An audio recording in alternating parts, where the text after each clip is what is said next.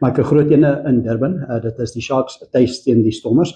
Die groot vraag is nou, kan hulle doen wat hulle in die Kaap gedoen het? Maar die Stormers het nou baie voor te speel. Partykeer is dit moeilik om weer so 2 keer in 'n ry te wen, maar dit gaan nie toeswees vir die Sharks nie. Kan hulle dit 2 keer in 'n ry doen en die Stormers in Durban wen?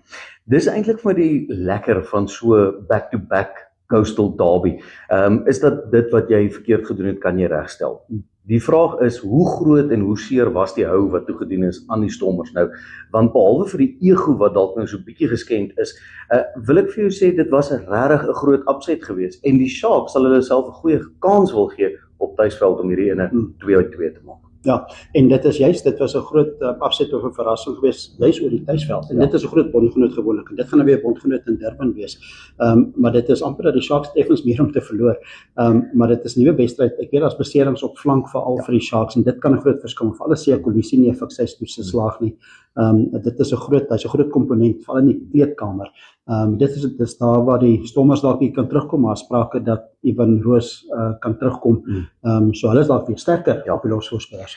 Aan die Sharks se kant weet ek Tsutsuka, Pepsi Buthelezi en Siya Kolisi het so 'n hinkepink van die veld afgestap. So dit sal 'n groot vraagteken en 'n groot bekommernis vir JP Pietersen wees. Ek weet voorlangs is daar ook 'n beseringskwel in Bongi Mbonambi wat sommer nog in die voorwedstryd of die opwarmingswedstryd of die kapteinsoefening het hy 'n besering opgedoen en het ook glad nie gespeel nou die naweek nie. So daar is groot spelers wat groot impak kan maak aan die Sharks se kant en ek dink dis daar waar die Sharks dalk bietjie in die kort end kan trek. Die Stormers is gelukkig, hulle het geen beserings op die stadium van die geveg, merkwaardige groot diepte beïnvloede beserings nie, maar dit is soos jy sê, daar is hier en daar 'n speler wat 'n vraagteken het. Ek hoop net dat dit nie te groot impak gaan hê op die Stormers nie, want soos jy sê, die Sharks mag dalk bietjie meer hê om te verloor, maar by die Stormers se kant, hulle is besig om nou in 'n gedrang te wees van tuisveld uitspeelrondes en alhoewel dit nog 'n tydjie is, jy wil jouself vestig in daai posisies. Ja. Die Stormers het 'n klomp wedstryde in 'n ry gewen, eers omdat hulle nie die kompetisie verloor het. Hulle is nou tweede na die Wesley Warriors wat voor is. Maar belangriker nog vir die Stormers is hulle het 3 tuiswedstryde gehad teen hulle Suid-Afrikaanse spanne. So dit is maar die lotings was. So moeilik vir hulle is hulle moet nou in Durban speel, hulle moet in Johannesburg speel en in Pretoria speel. So hulle 3 moeilike wegwedstryde. Op 'n goeie seisoen kan jy hopelik 2 van daai 3 wen.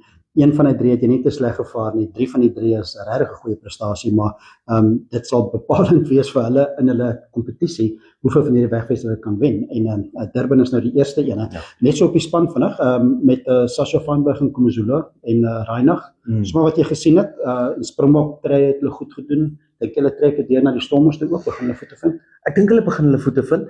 Ek dink regtig dit is 'n skakelpaar met as jy daai 2 in ag neem met die ervaring van 'n Reinagh wat vir Sasha Feinberg en Komazulu wat geweldig baie selfvertroue het, ook bietjie rustiger maak.